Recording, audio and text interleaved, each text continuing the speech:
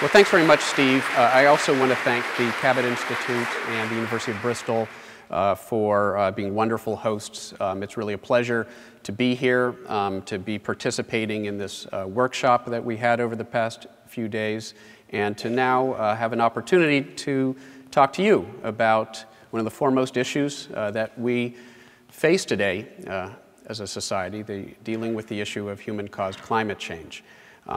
So thanks to all of you for coming out on a Tuesday evening to hear me talk about that subject. I'm going to talk about climate change from a particular perspective. As Steve already described, I published this graphic a decade and a half ago. It's come to be known as the hockey stick. And little did I realize that in so doing, I would eventually find myself in the center of the larger debate over human-caused climate change. It's not what I expected. It's not what I signed up for when I double majored in applied math and physics at UC Berkeley, but it's where I found myself, and I'm going to try to share some of the lessons that I think I have learned from my somewhat reluctant and accidental arrival as a figure in the larger debate over climate change.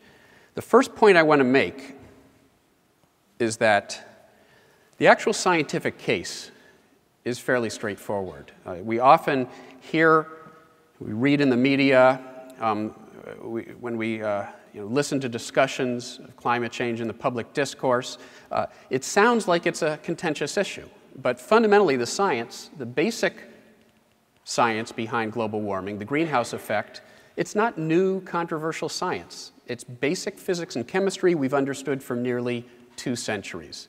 Joseph Fourier, back in the early 1800s, the same Fourier who discovered the Fourier series, Fourier's theorem, the law of heat conduction, he understood that there was a greenhouse effect. And over the past 2 centuries, of course, we've been refining our understanding of the details. But the basics here, the fact that certain gases in our atmosphere, like carbon dioxide, warm the planet, is not contested. It's not controversial. We've known about this for a long time.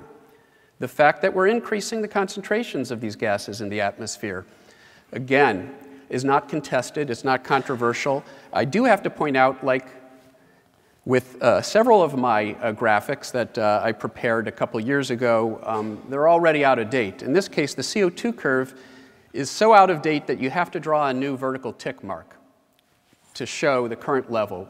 We've just crossed 400 parts per million CO2 in the atmosphere for the first time, we think, in millions of years. So we are engaged in this unprecedented experiment where we are bringing the concentrations of these gases to levels not seen over the course of human civilization and beyond. That's all you need to know. The greenhouse effect, basic physics and chemistry. Greenhouse gases warm the planet. We are increasing the greenhouse effect substantially. What I wouldn't be able to explain to you as a scientist would be if the Earth were not warming up as a result of that.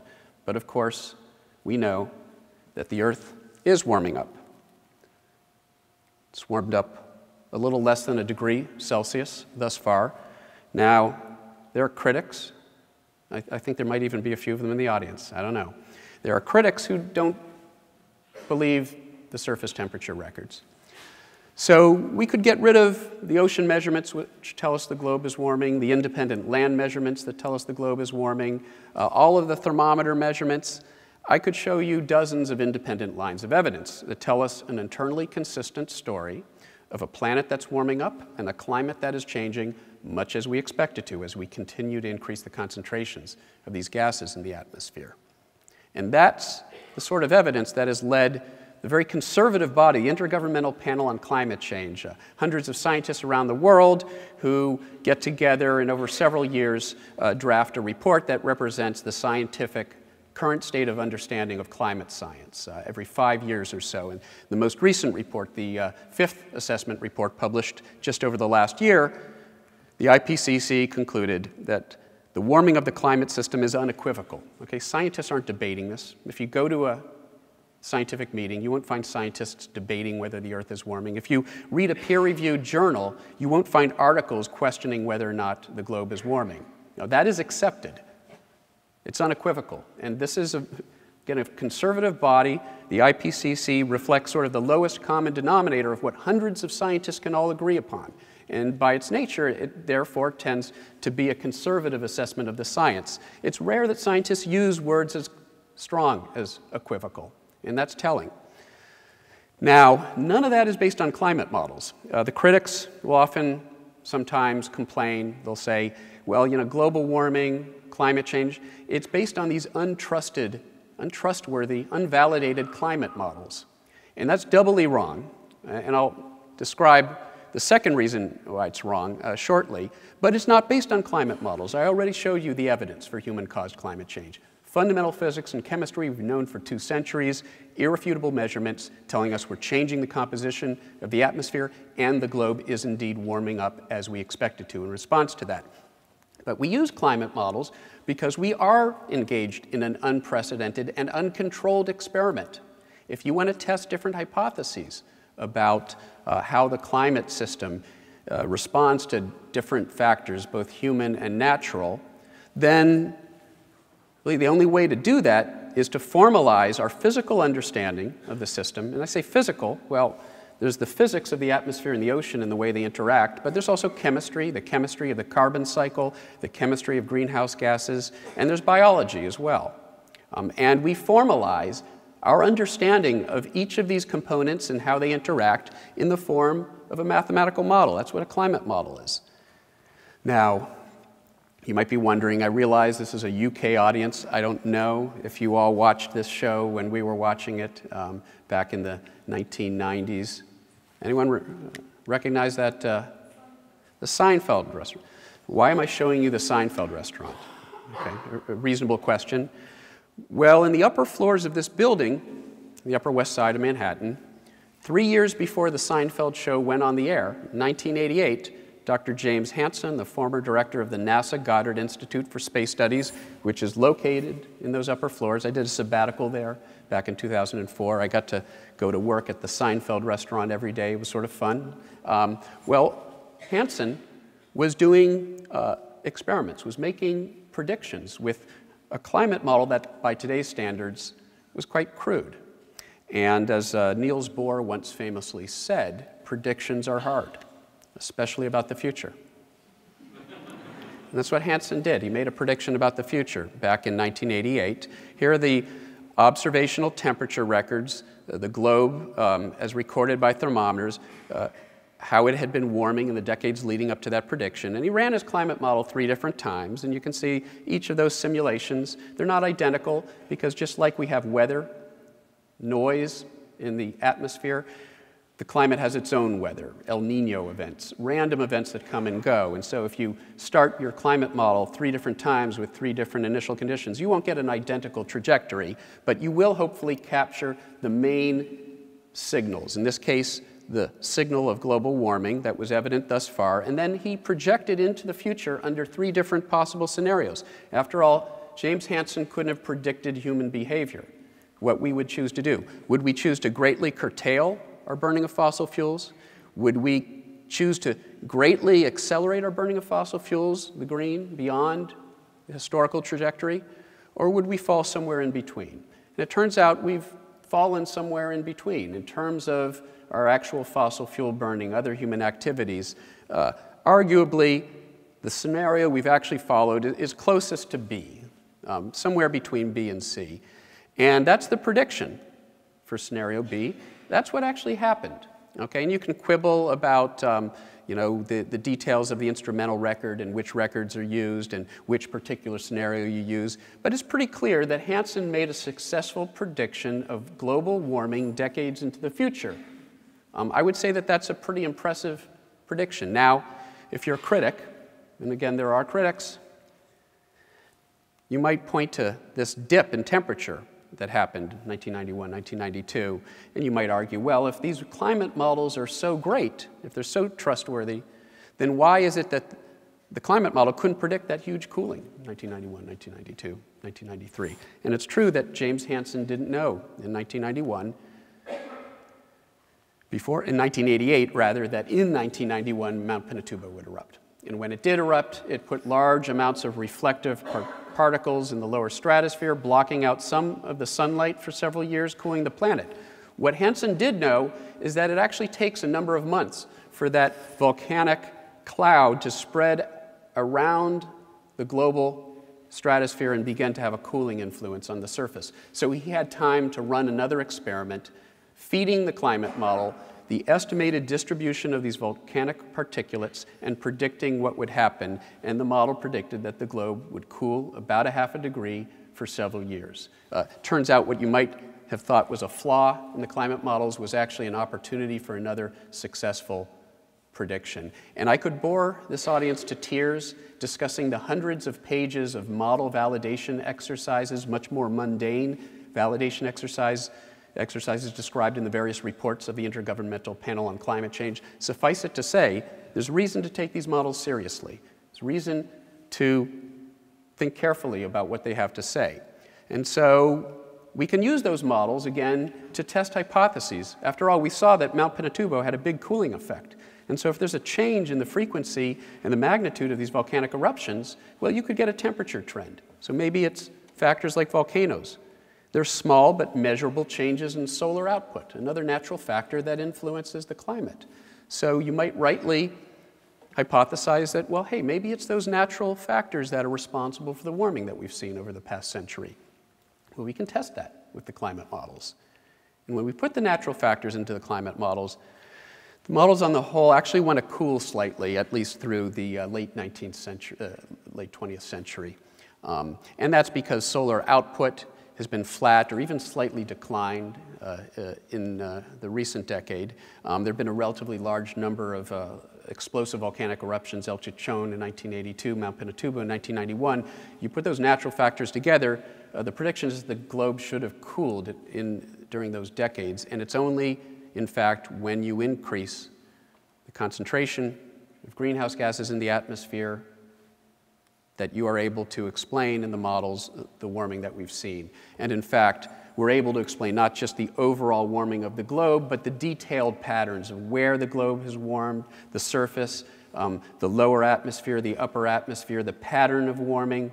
And it's this sort of evidence that has led the IPCC, essentially, again, a very conservative body in their most recent report, to conclude that human influence, or I should say, it is extremely likely that human influence has been the dominant cause of the observed warming since the mid-20th century. That, again, is remarkably strong language. Extremely likely is a very high degree of confidence, roughly tantamount to 95% certainty. And note, they're not just saying human influence has been a cause of global warming. It's been the dominant cause. And in fact, if you read the technical chapters of the IPCC report, what you'll actually find is that human factors, or increased greenhouse gases in particular, are likely responsible for more than 100% of the warming. And how can I say that? Well, other factors, natural factors, and other human factors like pollution through the mid-19th century, before we we passed Clean Air Acts in the US and here in the UK to remove the pollutants that in some places were having an offsetting cooling. In spite of those other cooling factors, the globe has continued to warm. We can only explain that warming from increased greenhouse gas concentrations. So let's use those models now and try to look into our future. Well, again, that's difficult because we don't know what we'll choose to do. If we could somehow magically freeze CO2 levels at their current level, the globe would continue to warm, it turns out, for a number of decades, just because of the warming influence of the CO2 we've already put into the atmosphere as it continues to penetrate into the ocean and warm the ocean. But we would likely avoid warming more than 2 degrees Celsius relative to pre-industrial. Now, why is that an important number? I'll come back to that. If we, on the other hand, continue with business as usual, fossil fuel emissions, then we're probably somewhere in the range of 4 to 5 degrees Celsius. For American audiences, I do the translation to Fahrenheit. I'm not going to bother doing that here. 4 to 5 degrees Celsius, 8 to 10 degrees in the Arctic because of the amplifying factors associated with the melting of ice, of sea ice.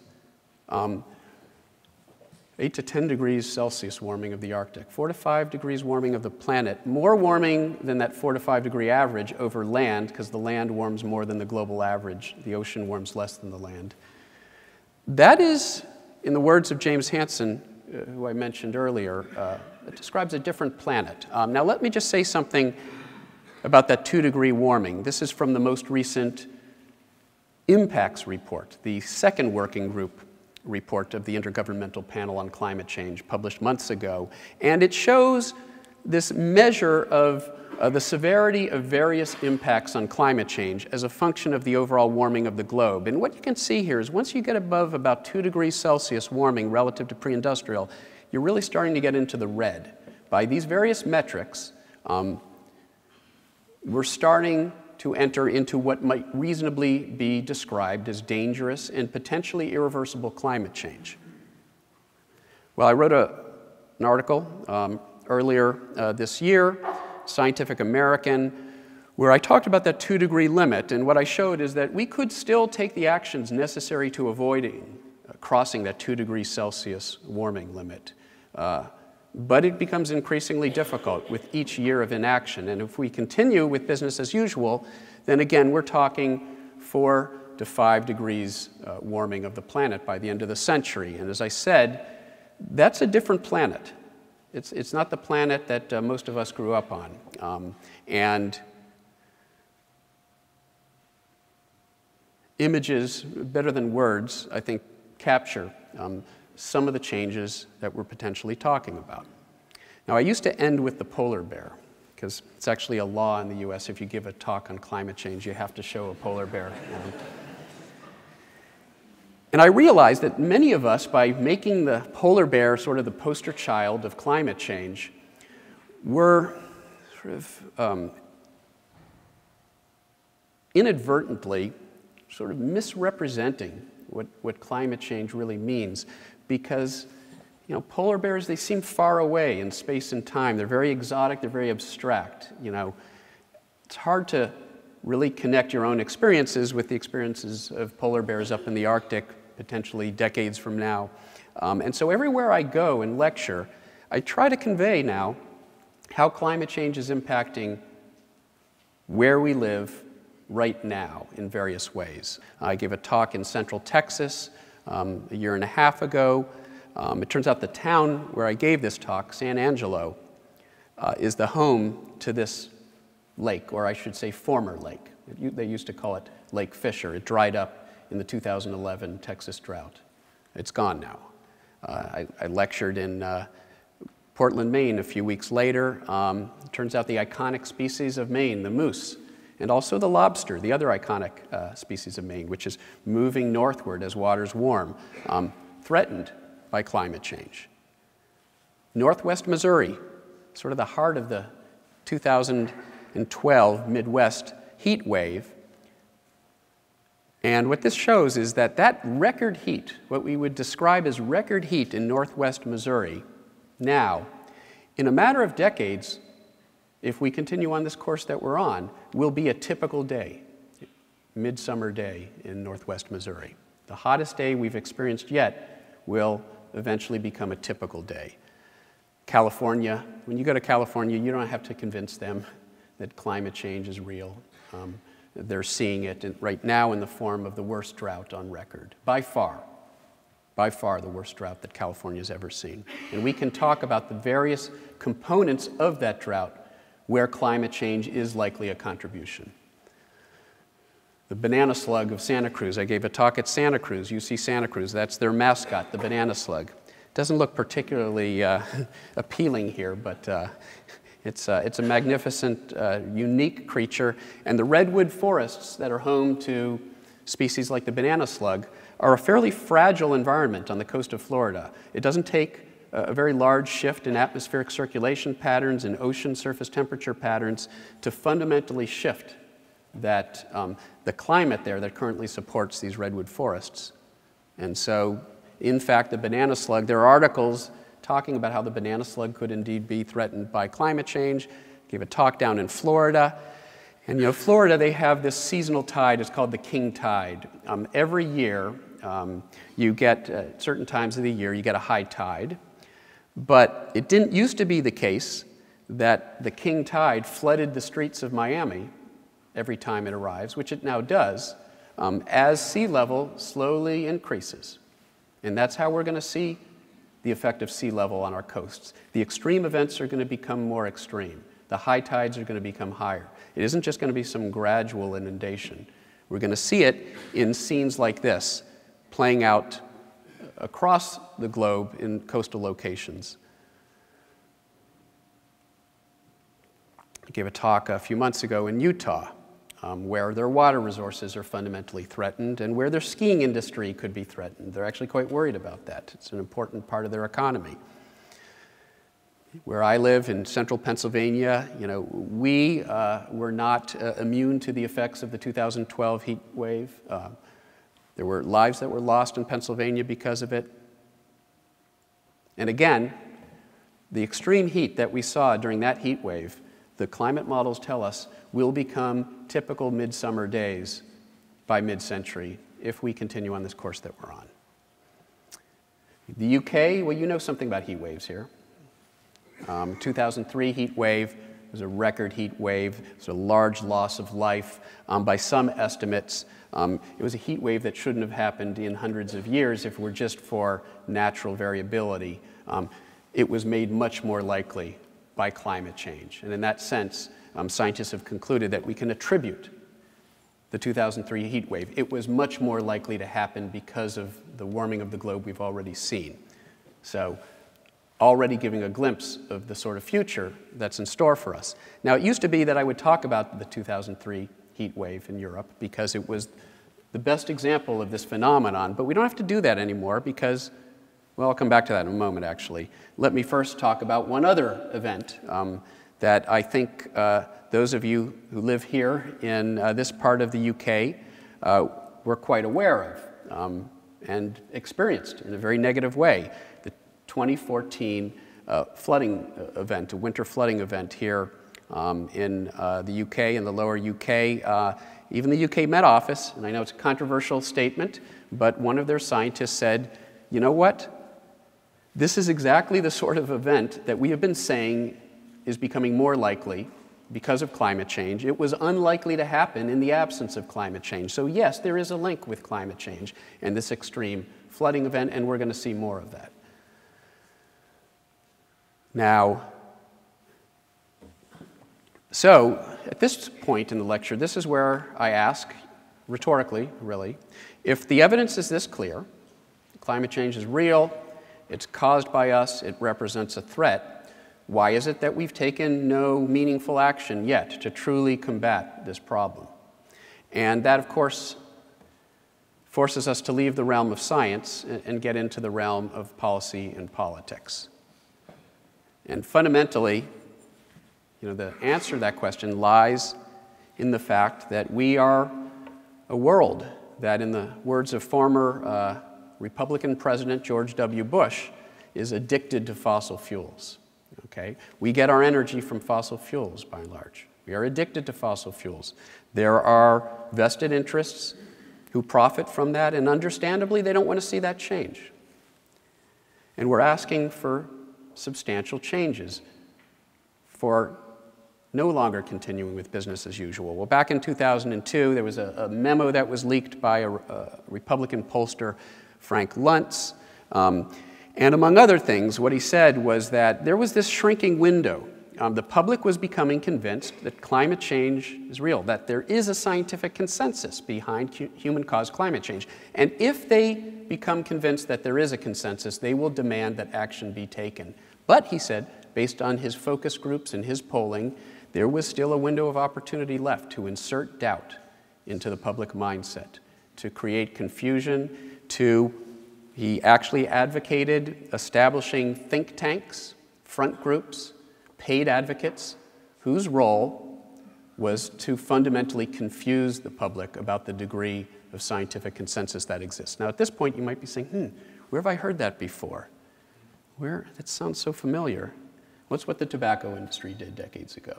And it's the same playbook that certain fossil fuel interests, I should say, are playing by now. And the linkage between the denial of human-caused climate change and the denial of health impacts of tobacco, the history behind that linkage is described nicely in this book by Naomi Oreskes and Eric Conway, Merchants of Doubt. And in fact, something you may not be too surprised to learn is that not only is it many of the same organizations, but it's some of the same paid advocates, scientists with impressive sounding credentials, who are now paid advocates for the fossil fuel industry who used to be paid advocates for tobacco interests in denying that problem as well. And so it's for reasons like that that we have powerful politicians, James Inhofe, who may become the chair of the Senate Environment and Public Works Committee if the Republicans regain control of the US Senate in this next election, said back in the summer of 2011 that basically that climate change is the greatest hoax ever perpetrated on the American people. And somehow we scientists have managed to collude, hundreds and thousands of us, and we've gotten the oceans and the ice sheets and the atmosphere to play along with our hoax. As Naomi Oreskes once said, we should be so organized. Anyone who knows scientists knows, you get 3 of us in a room, you may have difficulty getting us to agree on just about anything. The idea that we would all conspire to create an elaborate hoax, well, James Inhofe thinks it's true. And he was still proclaiming that in the summer of 2011 when the Heartland Institute, which is an industry-funded think tank, was funded by tobacco interests in the past to deny the health impacts of tobacco. Today, they are working for fossil fuel interests to deny human-caused climate change. James Inhofe had been invited to be the keynote speaker that summer, July 2011, at the Heartland Institute's annual conference. Unfortunately, he had to back out at the last minute. He had gotten ill swimming in a lake back in Oklahoma that was suffering from an algal bloom as a result of the unprecedented heat and drought that Oklahoma was experiencing at that time. So he was unable to give that talk. How did I find myself in the center of this fractious debate? Well, we sort of already know the answer to the question. It's a rhetorical question. It's because of this curve that my co-authors and I published a decade and a half ago that came to be known as the hockey stick because of the dramatic warming that it demonstrates relative to anything that's seen as far back as we could go, 1,000 years. It got a name. It was featured prominently in the summary for policymakers of the 2001 IPCC report, and so it became an icon in the climate change debate. And as happens to icons in the climate change debate, as many of us know, they get attacked by those seeking to discredit the case for concern over climate change. And so our work has continued to be attacked. And it doesn't matter that there's a veritable hockey league. There's now well over a dozen reconstructions from paleoclimate data, which differ in some of the details. And those differences are interesting, but they all come to the conclusion that the recent warming really does appear to be unprecedented as far back as we can go. Now, there was one little monkey wrench that was thrown in to the situation about a year ago, a little more than a year ago. There was a new article published in the prestigious journal Nature Geoscience. Team of nearly 80 scientists from around the world using the most comprehensive paleoclimate database yet came up with a new estimate of large-scale temperature trends over the past 1,000 years. And as you might have guessed, they ended up completely overthrowing. Oh, no, I'm sorry. That's right. They got the same answer that we did a decade and a half ago. But it doesn't matter. The attacks do continue. And it doesn't matter that the IPCC has now come to even stronger conclusions that the recent warming is likely unprecedented, even further back, probably as far back as 1,400 years, as far back as we can confidently extend the record, maybe longer. That doesn't matter. You know, the hockey stick really has become a distraction in a sense, because it doesn't matter if there weren't a hockey stick or even a hockey league. You could get rid of all that paleoclimate information, and we would still know that climate change and global warming are real. They're caused by us, and they represent a threat. I outlined the evidence for that in the first few minutes of this talk. and it didn't involve paleoclimate data. But the hockey stick did become an icon of the climate change debate, and there were many who thought that if they could take down this iconic curve, in part by taking down its lead author, me, that maybe they could cynically argue that they've sort of discredited the case for concern over human-caused climate change. One might argue it's a pretty cynical approach. But because of that, we have been subject to what I like to call the scientization of politics. Sometimes people refer to the politicization of science. I actually think a better term is the scientization of politics. It's something that's even more pernicious. It's the way that science is now used as a political football, just another way of waging politics. And if you don't like the science as assessed by the IPCC or the US National Academy of Sciences or all of the national academies of the major industrial nations or all of the scientific societies in the US and in Europe that have issued statements about human-caused climate change, all of which have come to the conclusion that global warming is real and caused by us. If you don't like all of that, if you don't like what the world's scientists have to say, well, there are tabloids here in the UK and back in the US. Hey, we've got a cable channel that you can watch that presents a completely different universe where the laws of physics aren't what we thought they were, where the greenhouse effect isn't real, global warming isn't real. Well, I wish that universe were real. I wish that climate change was just a figment of our imagination. The world would be a much simpler place. Our lives would be much easier. But that's simply not true. Nonetheless, we do have politicians like Joe Barton. He was the chairman of the House the House Energy and Commerce Committee back in 2005. That summer, I got a letter from Joe Barton. Well, actually, it was a subpoena. It was a congressional subpoena, basically, demanding all of my scientific documents, my scribblings on the back of napkins, everything that I had done in my scientific career, and the same materials for my two senior co-authors, based on the fact that he had read a criticism of our work on the hockey stick in that most prestigious of journals, Rupert Murdoch's Wall Street Journal, the editorial pages of the Wall Street Journal, and used that as an argument for an open-ended fishing expedition to demand all of my, scientific documents and scribblings, personal emails from my entire career. Well, it got a response, but perhaps not the sort of response that Barton was expecting. Scientific groups like the AAAS, publishes the journal Science, the largest member organization of scientists in the US, wrote letters. AGU, the American Meteorological Society, the journal Nature, all issued very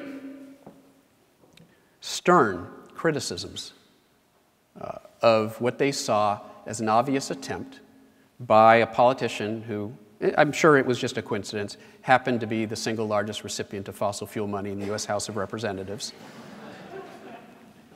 They saw that as perhaps not an appropriate use of congressional authority. Now, it might not be surprising to you that a progressive Democrat like Henry Waxman, who, by the way, led the effort to bring the tobacco industry to justice back in the 1980s, 1990s, that he would come out in support of us and would criticize his colleague Joe Barton.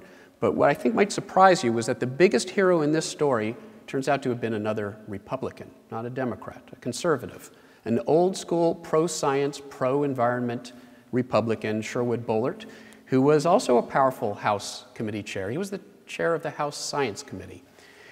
And he, again, used perhaps the harshest words, stopping just short of accusing his fellow Republican of engaging in modern-day McCarthyism. And he wasn't the only prominent Republican to do that. John McCain, who was the former candidate, a Republican candidate for US president, at the time wrote an op-ed in the Chronicle of Higher Education where he said, "The message sent by the Congressional Committee to the three scientists was not subtle, publish politically unpalatable scientific results, brace yourself for political retribution, which might include denial of the opportunity to compete federal funds. It represents a kind of intimidation which threatens the relationship between science and public policy. That behavior must not be tolerated." Now, I don't know how many of you follow sort of American political history, but it's almost unprecedented in modern American political history to see one Republican call out another, a fellow Republican, in such harsh language. It was pretty remarkable. And so it turns out that hey, I haven't even said anything yet. So the attacks didn't stop there. In 2009, at a small little herd of university in the UK, the University of East Anglia. Well, in fact, I think you all have heard about this, haven't you?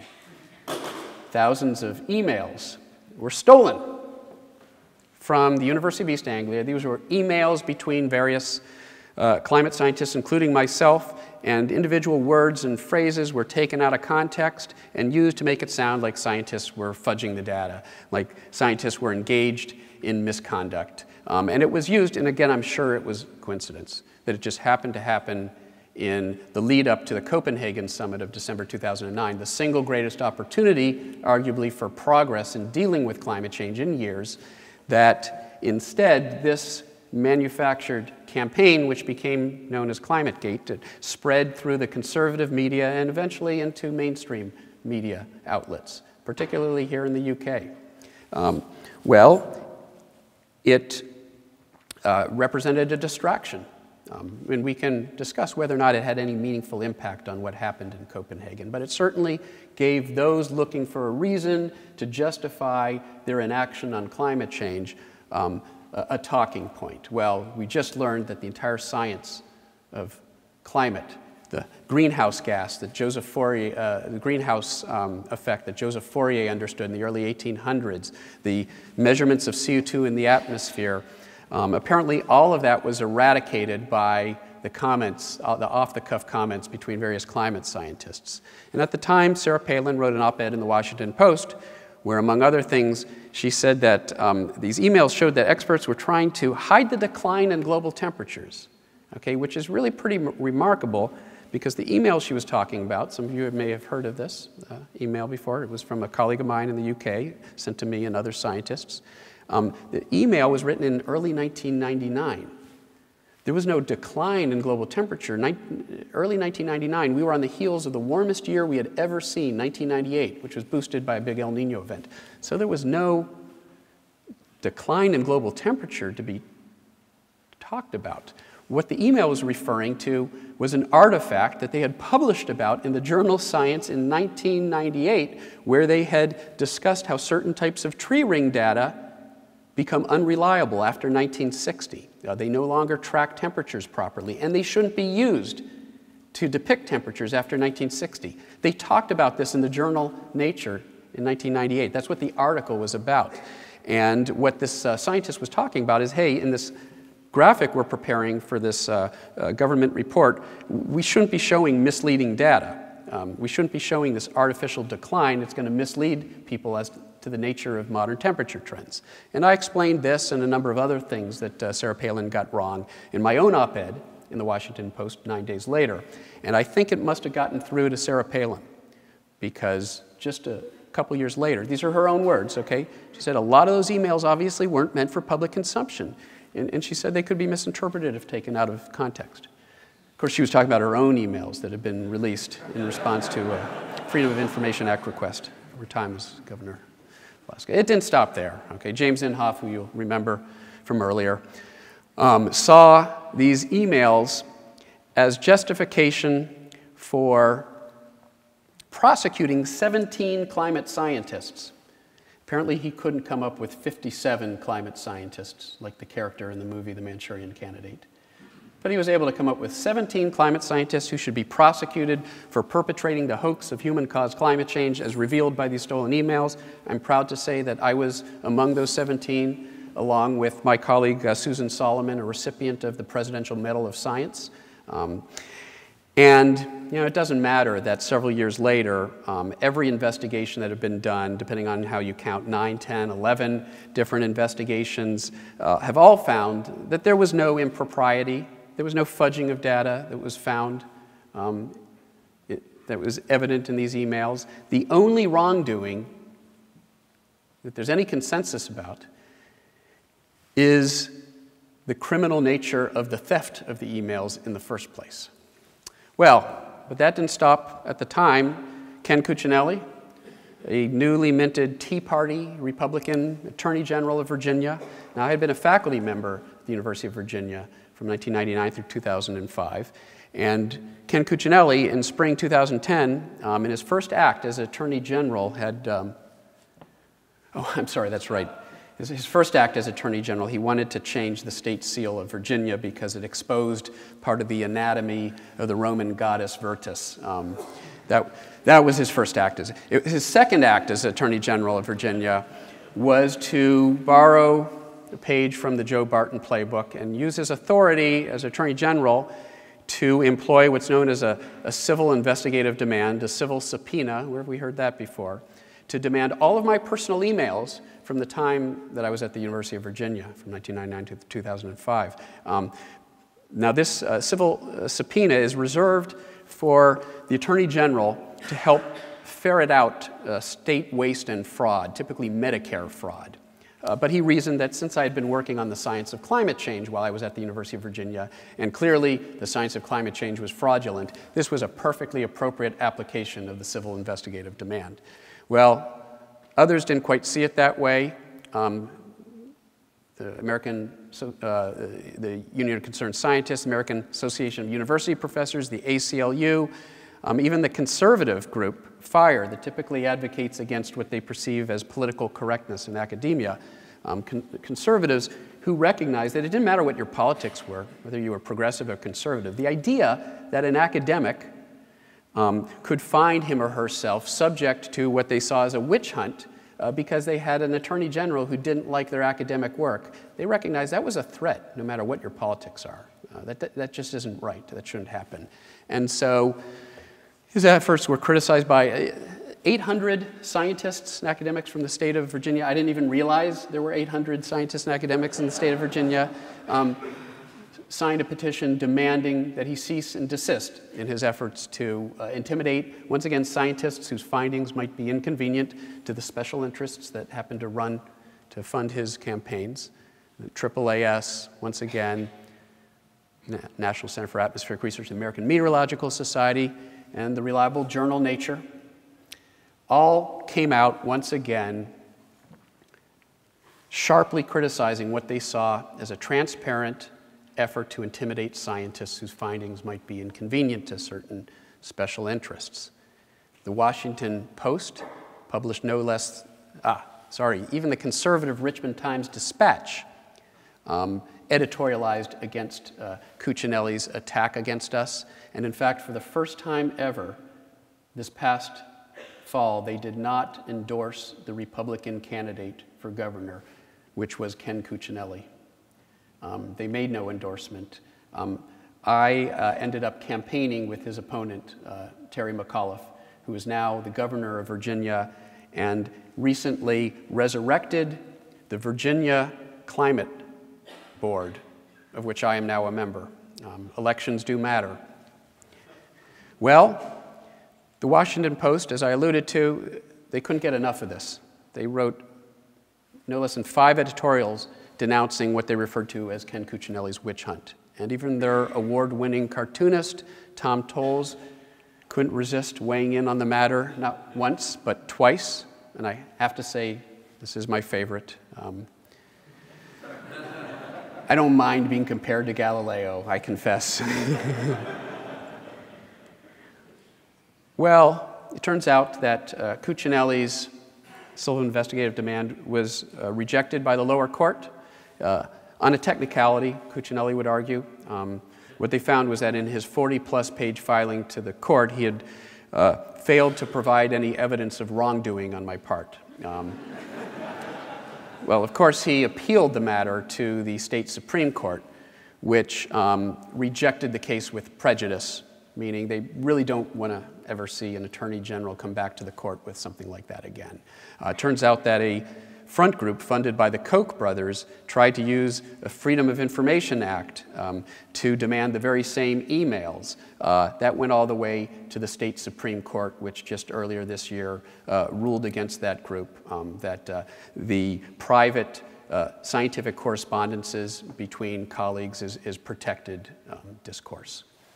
And that turns out that will likely be a precedent that will be important as similar efforts work their way through the courts in other states. Those same groups are actually targeting more than a dozen climate scientists in a number of states now. Well, it would be easy to be pessimistic about all of this, given the politicization of the science, if it were not for the fact that we have folks like Sherwood Boehlert, who wrote an op-ed warning his party, the Republican Party, that if they continue to go down this road, they risk making the Republican Party, the party that he loves, the party of Abraham Lincoln, who founded the National Academy of Sciences, by the way, a Republican. How ironic that the party of Abraham Lincoln, who founded the National Academy of Sciences, would become the party of anti-science. And that was what was at risk if the Republicans continued down this road. And fortunately, there's some evidence now that there's a bit of a cleavage forming within the Republican Party,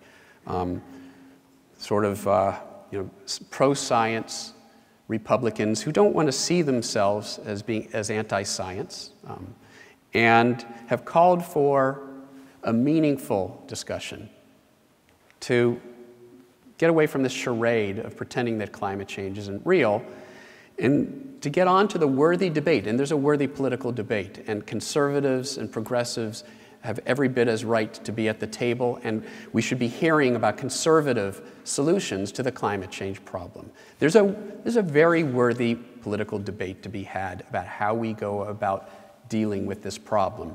There's not a worthy debate to be had about whether the problem exists.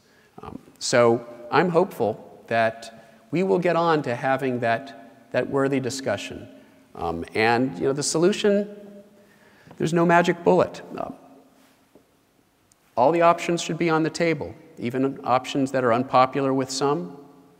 Should we price carbon, and if so, what sort of mechanisms?